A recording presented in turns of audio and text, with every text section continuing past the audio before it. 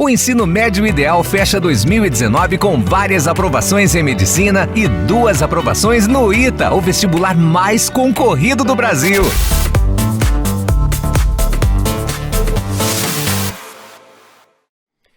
Vamos lá, galera. Depois de uma aula difícil, nós temos uma outra um pouco mais fácil, mas também não tão facinho. Mas vamos fazer o possível para que vocês arrebentem nesta aulinha também. Estamos agora na aula 4 da Biologia 1E, terminando aí esta primeira parte da apostila. Babies, o RNA como material genético agora. Vocês viram este mesmo esquema agora há pouco, aonde que tudo começa no DNA, que é transcrito para o RNA, que é traduzido em proteínas. Mas, e no caso do ser vivo, ou do ser que alguns consideram como vivo, outros não, chamado de vírus? Existem alguns vírus que possuem RNA como material genético. Como que ele vai fazer? Ele quebra todo o momento correto de ser do DNA, o gene ser transcrito para o RNA, para ele ser produzido em proteína, traduzido em proteínas. Mas alguns vírus, os chamados retrovírus, como é o caso do HIV, como é o caso do influenza, são vírus que têm RNA como material genético. Então, ele está aqui, ó, na representação da flechinha D, porque ele tem que transcrever reversamente, formando um DNA a partir do seu RNA. E isso, ele se vale de uma enzima, certo? Chamada de transcriptase reversa, que vai transcrever reversamente, possibilitando que ele se multiplique. Então, lembrando que isso ocorre em retrovírus, em vírus de RNA. Então, basicamente, o que acontece? O vírus vem, se acopla à célula, é uma das maneiras da infecção, mandando apenas o material genético, que é um RNA, para dentro da célula.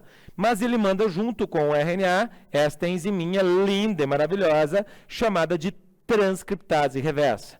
A partir desta enzima, ele utiliza nucleotídeos da própria célula e constrói um DNA, transcrevendo reversamente, ok?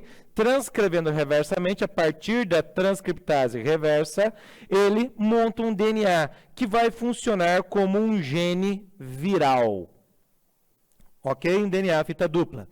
Esse DNA agora pode ser acoplado ao seu genoma celular, porque o seu DNA é fita dupla. Então, eu consigo acoplar o DNA do vírus agora, que foi montado a partir do RNA, e acoplar o seu DNA, que é de fita dupla. Ele pode entrar num ciclo lisogênico e ficar ali por algum tempo sem causar absolutamente nada. Mas ele pode entrar no ciclo lítico e romper, destruir as suas células. A partir desse DNA, ele transcreve normalmente quantos RNAs virais ele quiser. E utilizando toda a sua maquinaria enzimática celular, ele constrói novas cápsulas virais, produz novas enzimas, aí, RNA, transcriptase reversa, e a partir dali ele vai sair da célula e vai infectar novas células. Então é assim que funciona o RNA como material genético específico de vírus, valendo-se de uma enzima chamada transcriptase reversa. Babies, entraremos agora em a engenharia do DNA recombinante. Os famosos transgênicos, os genes manipulados, os organismos geneticamente modificados. E tem uma coisa que o aluno confunde muito, o OGM transgênico. Primeiro, o que é um OGM? Organismo geneticamente modificado. Não necessariamente ele é transgênico. Se eu pegar, por exemplo, uma cebola e eu silenciar o gene que produz o ácido da cebola que vai no teu olho e deixa você chorando. Ele apenas tem uma nova cebola que não produz mais esse ácido. O que vai acontecer? Ela é um transgênico? Não. Ela é apenas um OGM, um organismo geneticamente modificado. Mas se eu introduzir um gene diferente na cebola, que dá uma coloração vermelha à cebola, e esse gene veio do nabo, o que acontece? Seria impossível ele chegar na cebola sozinho. Eu vou chamar isso de uma transferência artificial de genes de um organismo para outro. Então, estou transferindo transgenes. Por isso, isso é um organismo, além de geneticamente modificado, ele tem genes de outro organismo. Por isso, transgênico. E isto só é possível a partir das endonucleases de restrição, as chamadas enzimas de restrição. Existem milhares de enzimas de restrição, todas produzidas a partir de bactérias. Como assim, prof?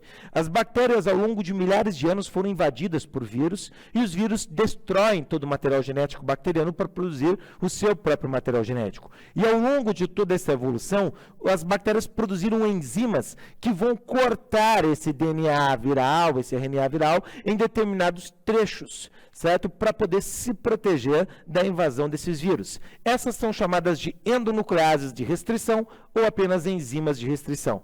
Coloquei aqui dois exemplos clássicos que podem cair para vocês, a EcoR1 e a RAND3. A EcoR1, ela corta sempre entre duas guaninas, entre uma guanina e uma adenina. Então, aonde ela está passeando no DNA, ela encontrou uma guanina e uma adenina, ela vai lá e corta esse DNA. Na RAND3, ela vai cortar sempre entre duas adeninas. Então, ela está passando o DNA, encontrou duas adeninas, ela vai cortar o vírus, o DNA do vírus ali no meio. Compreenderam? Ou o RNA. Entenderam? Então, é assim que funciona. Sempre aí, entre guanina e adenina, EcoR1, e RAND3 sempre entre duas adeninas. Lembrando que existe centenas de enzimas de restrição hoje que são amplamente vendidas e utilizadas no mercado para manipulação de genes, visando a produzir novos organismos resistentes a pragas, resistentes ao frio, ao calor e assim por diante. Ok? Como que essas enzimas são utilizadas? Vou pegar um exemplo prático que seria a produção do hormônio insulina sendo utilizados em diabéticos. Há um curto tempo atrás, sempre quando um indivíduo diabético precisava de insulina, como era feito? O cara do laboratório ia lá no matadouro, retirava o pâncreas do porco, espremia o pâncreas do porco e tirava a insulina presente ali e levava ao laboratório, purificava e tinha essa insulina para ser ministrada para quem sofria de diabetes. O problema é que as pessoas começavam a desenvolver reações alérgicas a esse hormônio que era de um outro animal. Hoje, como que a insulina é feita? É feita a extração do gene de interesse, nesse caso o gene para insulina, certo? Humana, certo? A partir de endonucleases específicas, enzimas de restrição específicas. Esse gene é introduzido em plasmídios bacterianos e essas bactérias começam a se multiplicar. Em minutos, uma bactéria se multiplica. Portanto, algumas horas apenas, eu tenho milhares de cópias, porque elas vão multiplicar o material genético dela, o plasmídio e também o meu gene de interesse. Por isso, eu tenho milhares de cópias desse meu gene de interesse. Mas não fica por isso. Essas bactérias começam a traduzir esse gene e produzir a insulina, que ela é exteriorizada, é purificada e é utilizada hoje para os diabéticos. Qual é a vantagem disso? Porque eu consigo um processo mais barato de produção de insulina e eu tenho uma insulina humana sendo produzida por bactérias. Essas bactérias, obviamente, são transgênicas. Por quê? Porque a bactéria recombinante tem um gene que não é dela. Compreenderam? Babies, bactéria recombinante, por quê? Porque se ela encontrasse esse gene no meio ambiente, ela pegaria esse gene, né, no processo de absorção gênica e ela também estaria com esse gene no processo natural. Mas nesse caso, foi no processo artificial, eu posso chamá-la de bactéria transgênica. Esse processo pode ser feito para a produção de plantas resistentes a pragas. Por exemplo, eu retiro o meu gene de interesse, eu coloco em plasmídio bacteriano, eu deixo essa bactéria se multiplicar milhares de vezes, portanto, tenho milhares de cópias do meu gene de interesse. Eu vou extrair este gene de novo com as mesmas enzimas de restrição. Eu tenho esse gene agora que eu vou, a partir de vários métodos, mas um deles se chama biobalística, que é um revólver de DNA, introduzir esse gene no genoma de plantas. Esta planta ela vai crescer, e ela vai crescer tendo o gene de resistência a uma lagarta, por exemplo. Quando a lagarta começar a comer a sua folha, ela vai começar a ter a toxina que foi produzida por o gene que produz essa toxina e a lagarta morre. E essa planta tem resistência agora à lagarta. Como esse gene veio de outro organismo vivo, eu vou chamar esta planta de transgênica. Compreenderam? Hoje tem o soja resistente ao herbicida glifosato, produzido aí em parceria com a Codetec com a Monsanto, e simplesmente você tem e a soja, que tem um gene de resistência ao herbicida clássico dessa multinacional Monsanto. Ok?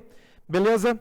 Então, terminamos. É assim que funciona a engenharia, técnica de engenharia do DNA recombinante. Babies, nossa última parte da aula está falando sobre o DNA fingerprint, a nossa impressão genômica, o famoso teste de DNA. Hoje você pode ir em qualquer região do Brasil, do Iapoque ao Chuí, e não importa se o indivíduo é rico, se ele é pobre, ele pode ser miserável, mas ele vai saber o que é um teste de DNA. Isso se deve a um pesquisador brasileiro, um cientista brasileiro que é conhecido popularmente pelo apelido de Ratinho. Esse mesmo que você está pensando. O Ratinho daquele programa lá popular, ele simplesmente conseguiu, exatamente pelo nome, popularizar o teste de DNA a partir daqueles encontros lá que ele oferecia. Então, o que acontece? O Brasil inteiro, desde o mais pobre, desde o cara analfabeto até o cara mais rico, sabe que é um teste de DNA graças a ele. Então, foi uma contribuição legal aí com o povo brasileiro. Babies, o que é o DNA, o teste de DNA ou DNA fingerprint, a nossa impressão genômica? Ela é feita com certos trechos de DNA presente em todos os humanos e em todos os seres vivos, dependendo de qual você quer fazer o teste, e simplesmente são trechos específicos, que são retirados a partir de enzimas de restrição ou endonucleases. E esses trechos, eles são diferentes, até mesmo em irmãos. Só serão iguais em gêmeos univitelínicos, gêmeos verdadeiros, que são basicamente clones. Então, como que é feito isto? É retirado esse gene específico, esse trecho de DNA específico, é colocado em uma placa de agarose, um gel, e é aplicado uma determinada carga elétrica. Aonde que esses genes eles escorrerão pelo gel de agarose, formando uma impressão genômica conforme o peso molecular de cada gene. Agora que eu quero que vocês entendam, e isto é específico para cada organismo, iguais apenas em gêmeos verdadeiros, gêmeos univitelínicos. Como que ficaria um teste de paternidade? A mami, o papi, certo? E o bacuri, o filhotinho aí. Vejam que você tem aí nesse trecho os genes do pai, você tem no trecho os genes da mãe e aqui os genes do bacuri. Notem que o bacuri, metade do trecho são de genes provenientes da mãe e a outra metade do trecho de genes provenientes do pai, provando que esta é a mãe verdadeira, que este é o pai verdadeiro. Olha só, o primeiro gene do pai não bate, mas o primeiro gene da mãe bate com o do filho. O segundo gene do pai bate com o do filho. O terceiro gene da mãe não bate com o do filho, mas o terceiro gene do pai bate com o do filho. Da mãe agora bate mais 2 e o último bate com o do pai. Portanto, 50% dos genes batem com os genes do pai e 50% com os genes da mãe, das bandas a partir dali analisadas. Por isso prova que é o filho exatamente desses dois pais, desses dois progenitores. Ok? Babies, a aula de hoje fica aqui. No finalzinho dessa aula você tem ali mais um quadrinho falando de mutações gênicas, as mutações sobre transformação de base, perda ou adição de base. Dê uma lidinha legal nisso ali, faça os exercícios e fique com God. Até semana que vem. Abraços! O ensino médio ideal fecha 2019 com várias aprovações em medicina e 2 aprovações no ITA, o vestibular mais concorrido do Brasil.